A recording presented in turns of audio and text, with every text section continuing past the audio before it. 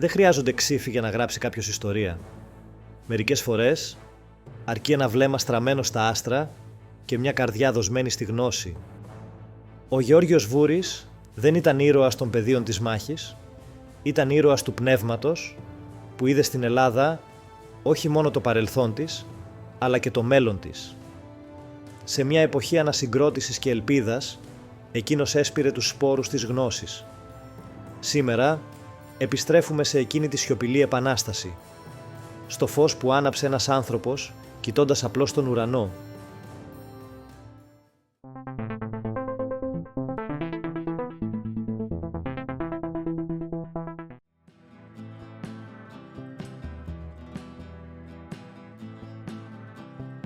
Καταγόμενος από τη Μακεδονία και την Ήπειρο, ο Γεώργιος Βούρης γεννήθηκε το 1802 στη Βιέννη και υπήρξε ο άνθρωπος που επανέφερε την επιστημονική αστρονομία στη νεότερη Ελλάδα. Ο Βούρης σπούδασε φιλοσοφία και νομικά στο Πανεπιστήμιο της Βιέννης, αλλά σύντομα αφοσιώθηκε στα μαθηματικά και την αστρονομία.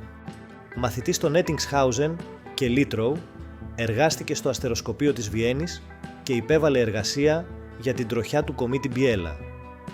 Παράλληλα, διετέλεσε διευθυντής του Ελληνικού Σχολείου της Βιέννης.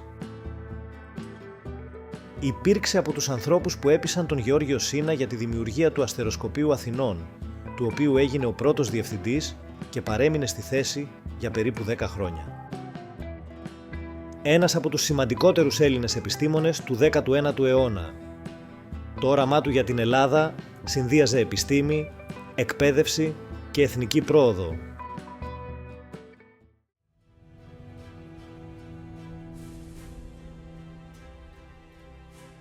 Διορίστηκε καθηγητής μαθηματικών και φυσικής στο Πανεπιστήμιο Αθηνών το 1837. Το 1844 του ανατέθηκε και η αστρονομία, φέρνοντας την επιστήμη αυτή ξανά στην ελληνική πανεπιστημιακή διδασκαλία μετά από αιώνες.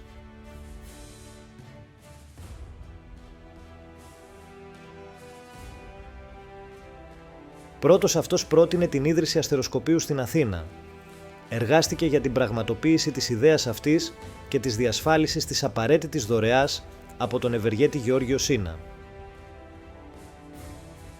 Ο λόγος του Γεωργίου Βούρη το 1842, στην τελετή της θεμελίωσης του αστεροσκοπείου, αποτελεί ένα πρώτο μανιφέστο της επιστημονικής ερευνητικής δραστηριότητας σε μια χώρα που προσπαθεί να θέσει τις προτεραιότητες για τις δημόσιες λειτουργίες της.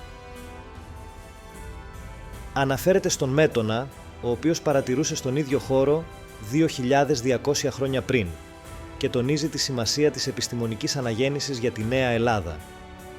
Η κατασκευή του αστεροσκοπείου είχε σχέση με τις ανάγκες της τότε ναυσιπλοείας, μέσω της ακριβούς μέτρησης του χρόνου και του προσδιορισμού του στίγματος των πλοίων, αλλά αποτελούσε ταυτόχρονα και έναν πολύ φιλόδοξο στόχο για τα χαρακτηριστικά μιας υποδιαμόρφωση κοινωνίας. Ήταν μια γέφυρα προς την Ευρώπη μέσω της επιστήμης και της έρευνας, που θα αξιοποιούσε παράλληλα το πλούσιο επιστημονικό δυναμικό της διασποράς.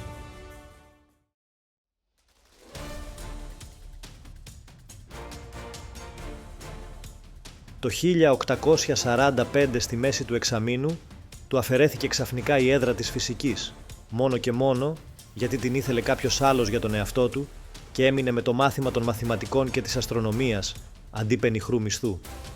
Μετά από αυτές τις μεθοδεύσεις, ο Βούρης θα είχε αμέσως παραιτηθεί από το ελληνικό δημόσιο αν δεν υπήρχε στη μέση το αστεροσκοπείο το οποίο τον απασχολούσε πραγματικά. Μόνο αυτό τον συγκράτησε.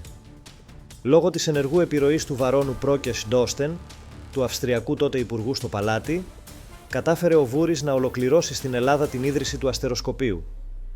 Η τοποθέτηση των οργάνων με τα οποία εξοπλίστηκε το αστεροσκοπείο ήταν πέρα ως πέρα έργο του Γεωργίου Βούρη.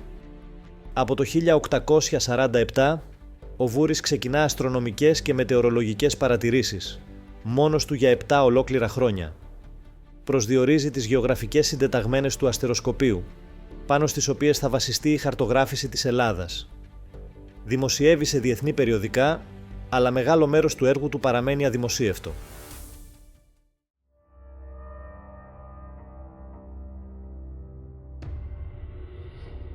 Εν τέλει όμως κατέρευσαν οι φυσικές του δυνάμεις, συνέπεια μιας παλιότερης πολυετούς ελονοσίας, που οφειλόταν στις κλιματικές αλλαγές και τις ακατάπαυστες προσπάθειες στο αστεροσκοπείο. Έπεσε βαριά άρρωστος κατά το τέλος του έτους 1854 και γι' αυτό μεταφέρθηκε σε ιαματικά λουτρά στη Γερμανία. Πέρασε τα τελευταία χρόνια της ζωής του στη Βιέννη. Εκεί, παρά την κλονισμένη υγεία του και τις οικονομικές δυσχέρειες, αφιερώθηκε στη συγγραφή διαφόρων μαθηματικών και αστρονομικών εργασιών μέχρι τον θάνατό του το 1860.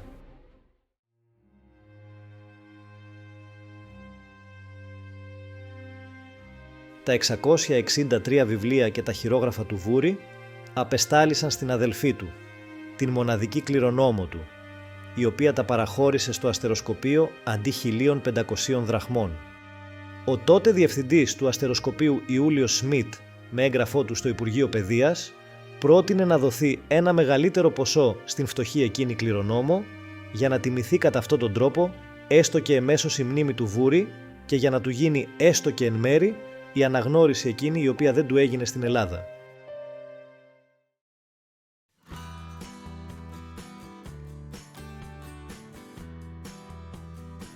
Το Εθνικό Αστεροσκοπείο Αθηνών, το πρώτο ερευνητικό κέντρο της νεότερης Ελλάδας, λειτουργεί αδιάλειπτα από το 1842, προσφέροντας τις υπηρεσίες του στην επιστήμη και την κοινωνία, ενώ η πορεία του είναι συνυφασμένη με την ίδια την ιστορία της νεότερης Ελλάδας. Η πορεία του κέντρου σηματοδοτείται από φωτισμένους και καταξιωμένους επιστήμονες που μεταλαμπάδευσαν στην Ελλάδα την επιστημονική μεθοδολογία και άνοιξαν τον δρόμο προς τη γνώση. Το Εθνικό Αστεροσκοπείο Αθηνών διαδραματίζει σήμερα σημαντικό ρόλο στις εξελίξεις και ερευνητικές τάσεις στην αστρονομία, αστροφυσική, τις εφαρμογές του διαστήματος, το περιβάλλον, την ενέργεια, τη μετεωρολογία, τη σεισμολογία και τη γεωδυναμική σε ευρωπαϊκό και διεθνές επίπεδο. Υλοποιεί μεγάλα ερευνητικά προγράμματα, τα οποία χρηματοδοτούνται από την Ευρωπαϊκή Κοινότητα, την Ευρωπαϊκή Υπηρεσία Διαστήματος και άλλους διεθνείς οργανισμούς, συνεισφέροντας στην προαγωγή της έρευνας, την επιστημονική εξέλιξη και στην προσέλκυση και απασχόληση νέων ταλαντούχων ερευνητών και επιστημόνων από την Ελλάδα και το εξωτερικό.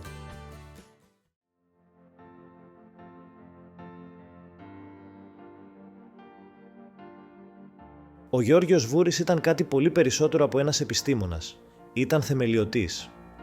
Το όραμά του για την επιστημονική έρευνα, τη χαρτογράφηση, την εκπαίδευση και τη σύνδεση της Ελλάδας με την Ευρώπη εξακολουθεί να αποτελεί έμπνευση. Το Αστεροσκοπείο Αθηνών είναι μέχρι σήμερα ένα από τα εμβληματικά επιστημονικά ιδρύματα της χώρας, χάρη στον ίδιο.